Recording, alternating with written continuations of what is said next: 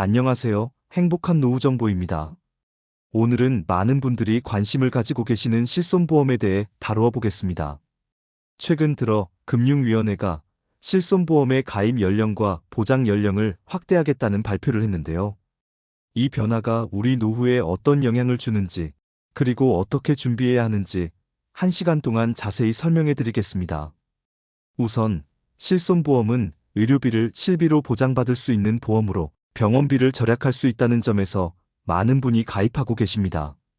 그런데 최근 정부가 가입 연령을 90세까지, 보장 연령은 110세까지 확대하겠다고 밝혔습니다. 기존에는 유병력자 실손보험이 70세, 노후 실손보험이 75세까지만 가입이 가능했는데 이제 90세까지 가입할 수 있게 되는 것입니다. 이는 고령화 사회에서 의료비 부담을 덜기 위한 조치로 보이는데요. 왜 이런 변화가 필요했는지, 그리고 우리가 알아야 할 점은 무엇인지 지금부터 차근히 알려드리겠습니다. 1. 왜 가입 연령과 보장 연령을 확대했을까? 기존에는 실손보험의 가입 연령이 70세 또는 75세까지만 가능했습니다. 하지만 고령화가 급격히 진행되면서 의료비 지출이 계속해서 늘어났고, 이에 따라 고령층의 경제적 부담도 커졌습니다. 특히 80세 이상 인구는 꾸준히 증가하고 있는데도 불구하고 이들의 실손보험 가입률은 단 4.4%에 불과했습니다. 많은 고령자들이 의료비를 감당하기 위해서는 실손보험이 필요하지만 가입 연령 제한이 높은 장벽으로 작용해왔던 것입니다. 나이가 들수록 병원을 찾을 일이 많아지는 것은 자연스러운 일입니다. 관절염, 고혈압, 당뇨병과 같은 만성질환은 나이가 들수록 발생 가능성이 높아지고 이로 인해 의료비 지출이 급격히 증가하게 됩니다. 하지만 실손보험의 가입 연령이 70세, 75세로 제한되어 있다 보니 필요할 때 가입하지 못하는 경우가 많았습니다. 이로 인해 의료비 부담이 개인에게 고스란히 전가되는 문제가 발생했고, 의료비를 감당하지 못해 병원 방문을 미루거나 치료를 포기하는 사례도 적지 않았습니다. 이러한 현실을 반영해 정부는 실손보험 가입 연령을 90세로, 보장 연령은 110세로 확대하기로 결정했습니다. 이를 통해 나이가 많아도 실손보험을 가입할 수 있는 기회를 보장하고 고령층의 의료비 부담을 줄이려는 것입니다. 이와 같은 제도 변경은 고령화 사회에서 의료비 부담 문제를 해결하기 위한 필수적인 조치로 볼 수 있습니다. 사실 고령화가 빠르게 진행되면서 의료비 지출은 앞으로도 꾸준히 늘어날 것으로 예상됩니다. 100세 시대를 맞이하며 의료기술이 발달하고 평균 수명이 증가함에 따라 나이가 들수록 건강관리에 더 많은 비용이 필요해지기 때문입니다. 하지만 적절한 보험제도가 뒷받침되지 않으면 개인이 이 모든 비용을 부담해야 하는 어려움에 직면할 수 있습니다.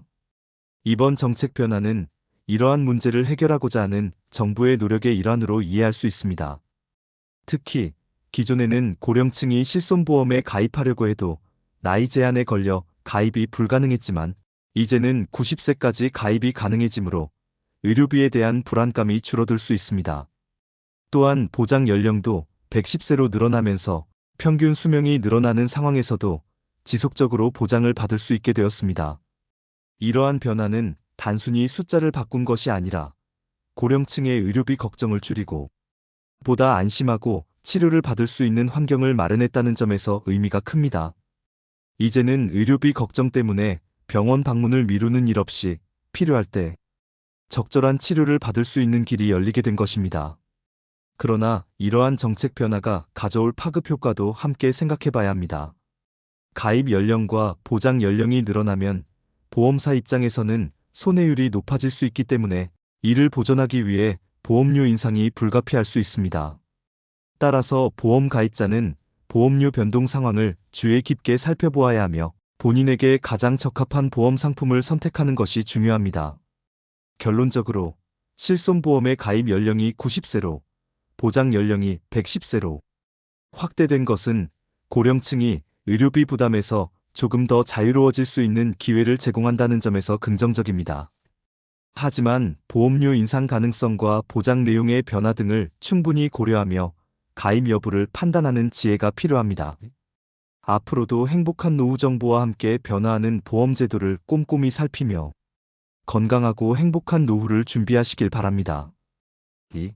실손보험 세대별 변화와 5세대 도입 논의. 실손보험은 1세대부터 4세대까지 지속적으로 변화해 왔습니다. 초기의 1세대와 2세대 실손보험은 비급여 항목에 대한 보장이 광범위하고 상대적으로 보험료가 저렴하다는 장점이 있었습니다. 하지만 시간이 지나면서 비급여 항목에 대한 의료 쇼핑이 증가하고 보험금 청구가 급증함에 따라 손해율이 크게 상승하는 문제가 발생했습니다.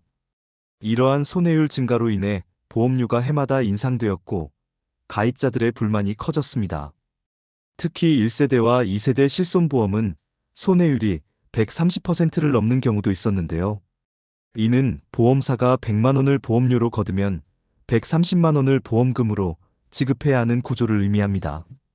이러한 상황이 지속되자 보험사들은 경영 악화를 우려했고 정부와 금융당국은 제도 개선을 위한 논의를 본격적으로 시작하게 되었습니다. 이 과정에서 정부는 1세대와 2세대 보험 가입자를 5세대 보험으로 강제 전환하겠다는 계획을 발표했습니다. 이 계획의 핵심은 비급여 항목에 대한 통제를 강화하여 보험사 손해율을 낮추고 전체적인 보험료 인상을 억제하는 데 있습니다. 5세대 실손보험의 가장 큰 특징은 관리급여 개념의 도입입니다. 관리급여란 비급여 항목 중에서도 비용이 과도하게 상승하거나 남용되는 항목을 정부가 직접 관리하고 통제하는 것을 의미합니다. 예를 들어 도수치료나 체외충격파 치료와 같은 비급여 항목은 병원마다 비용이 다르게 책정되어 있습니다. 어떤 병원에서는 도수치료 1회에 5만 원을 청구하는 반면 다른 병원에서는 20만 원 이상을 청구하기도 합니다. 이러한 비용 격차는 의료 쇼핑을 부추기는 요인이 되었고 보험 손해율을 악화시키는 주요 원인으로 지목되었습니다. 이에 따라 5세대 실손보험에서는 도수치료와 같은 비급여 항목에 표준화된 관리 기준을 적용하고 정부가 치료 항목별로 상한선을 설정하여 비용을 통제하게 됩니다. 이로 인해 보험금 청구의 투명성이 확보되고 필요 이상의 의료 서비스 이용이 억제될 것으로 기대됩니다. 하지만 이러한 변화에 대해 기존 가입자들의 불만도 적지 않습니다. 1세대와 2세대 가입자들은 오랜 기간 보험료를 성실히 납부해왔지만 갑작스러운 제도 변경으로 인해 본인들이 불이익을 받을 수 있다는 우려를 표하고 있습니다. 예를 들어 기존에는 자유롭게 비급여 항목을 이용할 수 있었지만 5세대에서는 비급여 항목에 제한이 생기기 때문에 보장 혜택이 줄어드는 것 아니냐는 목소리가 나오고 있습니다. 또한 1세대와 2세대 보험 가입자들의 실손보험을 강제로 전환하는 과정에서 재매입이라는 개념이 도입될 예정입니다. 재매입이란 보험사가 기존 계약을 해지하고 일정 금액의 보상을 지급하는 방식인데요. 이때 가입 기간이 길수록 더 많은 보상을 제공해 자발적인 전환을 유도할 계획입니다. 하지만 일부 가입자들은 보험을 장기간 유지해 온 가입자가 오히려 불이익을 받는 것이 아니냐며 우려를 제기하고 있습니다. 이러한 상황에서 전문가들은 보험 전환과 관련된 안내를 받게 되면 반드시 조건을 꼼꼼히 확인하고 본인의 상황에 맞는 선택을 하라고 조언합니다. 특히 5세대 보험으로 전환하면 보험료는 낮아질 가능성이 크지만 비급여 항목에 대한 보장 폭은 줄어들 수 있으니 필요에 따라 신중히 선택해야 합니다. 결국 5세대 실손보험은 보험 손해율을 낮추고 지속 가능한 보험 체계를 구축하기 위한 정부의 정책적 노력의 일환입니다. 하지만 보험 가입자 입장에서는 기존에 보장받던 혜택이 축소되거나 보험료가 인상될 가능성도 있는 만큼 제도 변경에 관심을 기울이고 필요시 전문가의 도움을 받는 것이 중요합니다. 3. 1세대 2세대 가입자 주의해야 할 점. 1세대와 2세대 가입자들은 기존 보험이 재매입 방식으로 종료될 가능성이 있습니다. 재매입이란 보험사가 일정 금액을 지급하고 기존 계약을 해지하는 방식인데요. 이 과정에서 가입자가 자발적으로 동의해야만 진행할 수 있으며 가입 기간이 길수록 더 높은 인센티브를 제공하는 방안을 정부와 보험사들이 논의 중입니다. 이처럼 재매입이 진행되는 이유는 1세대와 2세대 실손보험의 손해율이 지나치게 높기 때문입니다. 비급여 항목의 남용으로 인해 보험금 청구가 급증했고 보험사들이 손해를 감당하지 못하는 상황이 이어졌습니다. 이를 해결하고자 5세대 실손보험을 도입하며 기존 보험을 재매입하려는 것입니다. 그러나 가입자 입장에서는 장기 가입을 유지해왔던 기존 보험을 해지하고 새로운 5세대 보험으로 전환할 경우 비급여 항목의 보장폭이 줄어드는 불이익이 발생할 수 있습니다. 기존 보험에서는 병원비의 8,090%를 보장받았다면 5세대 보험에서는 비급여 항목이 제한되고 관리급여로 전환되며 보장 비율이 낮아질 수 있기 때문입니다. 따라서 보험사로부터 관련 안내를 받으면 서두르지 말고 반드시 전문가의 상담을 받아 유리한 선택을 하시길 권장합니다. 본인의 의료 이용 패턴을 고려하여 기존 보험을 유지할지 인센티브를 받고 5세대 보험으로 전환할지 신중히 결정하는 것이 중요합니다. 4. 실손보험 청구 시 유의사항. 실손보험을 청구할 때 보험금 지급이 불필요하게 거절되는 일을 방지하려면 몇 가지 유의사항을 반드시 숙지해야 합니다. 이를 잘 기억하고 활용하면 보험 청구 과정에서 불필요한 불이익을 피할 수 있습니다. 1. 검사 기록 철저히 보관하기. 보험사는 보험금 청구 시 의료 기록을 근거로 지급 여부를 판단합니다. 특히 도수치료나 신의료 기술을 활용한 치료를 받을 경우 MRI, CT, X-레이 등 객관적인 검사 결과를 반드시 보관해 두는 것이 중요합니다. 검사 기록이 명확히 남아있지 않으면 보험사는 치료의 필요성을 증명하지 못한다는 이유로 지급을 거절할 수 있습니다. 예를 들어 도수치료를 꾸준히 받는다면 치료 전과 후의 영상 기록을 준비하여 치료 필요성과 치료 효과를 입증할 수 있도록 하는 것이 좋습니다.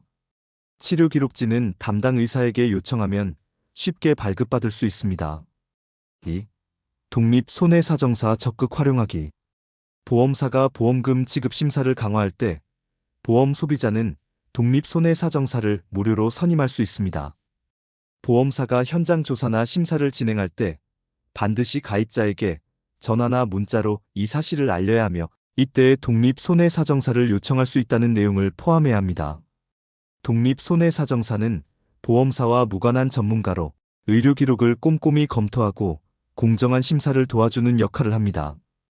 이들은 보험사가 아닌 금융당국의 지침에 따라 보험료 내역에서 보수를 지급받기에 보험사에 유리한 결정을 내릴 이유가 없습니다. 독립 손해사정사 선임 방법은 금융감독원이나 관련 기관의 공식 웹사이트를 통해 확인할 수 있습니다. 3. 청구 시기 준수하기. 실손보험은 치료 후 3년 이내에 보험금을 청구해야 합니다. 이 기간을 지나면 보험금 청구 권리가 소멸되기 때문에 주의가 필요합니다. 특히 고액의 치료비가 발생했을 때 시간이 지나 있고 청구하지 못하는 경우가 종종 있습니다. 병원 치료를 받았다면 즉시 영수증과 진료 기록을 챙기고 청구 절차를 빠르게 진행하는 습관을 들이는 것이 좋습니다. 5. 노후 대비를 위한 실손보험 전략. 나이가 들수록 병원비 부담은 자연스럽게 증가합니다. 이는 단순히 병원 방문 횟수가 늘어나기 때문만은 아닙니다. 노화로 인해 발생할 수 있는 다양한 만성질환, 예기치 못한 질병, 정기적인 건강검진 및 치료 비용 등이 꾸준히 늘어나기 때문입니다. 따라서 노후를 대비하려면 실손보험을 꼼꼼히 점검하고 필요시 적절히 전환하는 전략이 필요합니다. 다음은 실손보험을 현명하게 관리할 수 있는 몇 가지 전략입니다. 정기적인 보험 점검. 실손보험은 갱신형 상품이 대부분입니다. 보험료가 갱신 시점마다 변동될 수 있기 때문에 매년 보험사에서 제공하는 갱신 안내를 반드시 확인해야 합니다. 갱신 안내서를 통해 보험료 변동폭과 보장 내용의 변화를 살펴보는 것이 중요합니다. 예를 들어 비급여 항목에 대한 보장이 줄어들거나 보험료가 지나치게 인상되었다면 다른 상품으로 전환을 고려해 볼 필요가 있습니다. 노후에는 보험료 인상폭이 커질 수 있으니 갱신 시 보험사 상담을 통해 장기적인 부담을 예측해 두는 것이 좋습니다.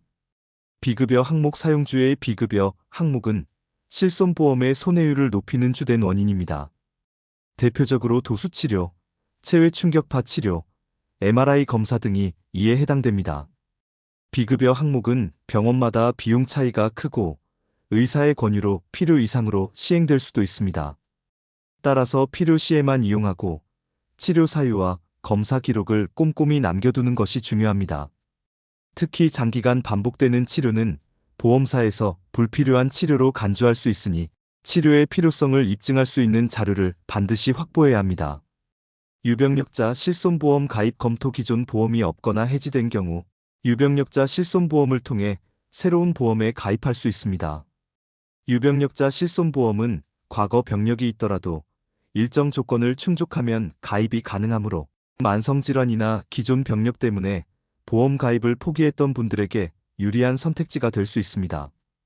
단, 유병력자 실손보험은 일반 실손보험보다 보험료가 다소 높을 수 있으니 가입 전 보험료와 보장 내용을 충분히 비교해보고 결정하는 것이 좋습니다. 또한 실손보험 가입 후에는 보험금 청구 절차를 숙지하고 필요한 서류를 미리 준비해 두는 것이 좋습니다. 나이가 들면 복잡한 절차를 이해하는 데 어려움이 생길 수 있으니 가족 구성원과 함께 보험 증권과 보험금 청구 방법을 공유해 두는 것도 바람직합니다. 6. 실손보험 변경과 노후 재정 관리. 이번 실손보험 변경은 단순한 제도 개편이 아니라 고령화 사회에서 의료비를 어떻게 관리할지에 대한 정부의 고민이 담긴 변화입니다.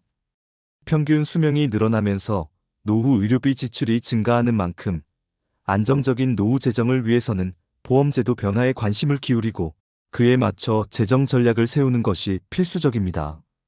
의료비는 노후 생활의 가장 큰 변수 중 하나입니다. 예기치 못한 질병이나 사고로 인해 병원비가 발생할 수 있고 만성질환 관리 비용도 지속적으로 필요합니다. 따라서 의료비 지출을 효율적으로 관리하려면 다음과 같은 점을 고려해야 합니다. 보험료 지출 비율 점검. 보험료는 전체 생활비의 1015%를 넘지 않는 것이 좋습니다. 보험료가 과도하게 높아지면 생활비에 부담을 주고 다른 필수 지출을 줄이는 상황이 발생할 수 있습니다. 의료비 대비 비상자금 마련. 보험이 모든 의료비를 해결해 주지는 않습니다. 실손보험의 자기부담금이나 비급여 항목 중 보장되지 않는 부분에 대비해 의료비 비상자금을 마련해 두는 것이 필요합니다. 의료비는 예상치 못한 시점에 발생할 수 있으므로 통장의 일정 금액을 비상금으로 준비해 두는 것이 안전합니다. 보험 변경 시 전문가 상담. 필수 실손보험을 변경할 때는 반드시 전문가의 상담을 받는 것이 좋습니다. 보장 내용, 보험료, 갱신 조건 등을 꼼꼼히 살펴본 후 본인의 상황에 맞는 상품을 선택해야 합니다. 특히 1세대와 2세대 가입자가 5세대로 전환할 때는 인센티브와 보장 조건을 비교해보고 결정해야 합니다. 마지막으로 행복한 노후 정보는 여러분의 안정적이고 행복한 노후를 항상 응원합니다. 보험은 어렵고 복잡하게 느껴질 수 있지만 미리 준비하면 나중에 든든한 버팀목이 됩니다. 앞으로도 보험과 연금, 노후 자산 관리에 관한 다양한 정보를 지속적으로 전해드릴 테니 많은 관심과 사랑 부탁드립니다. 감사합니다.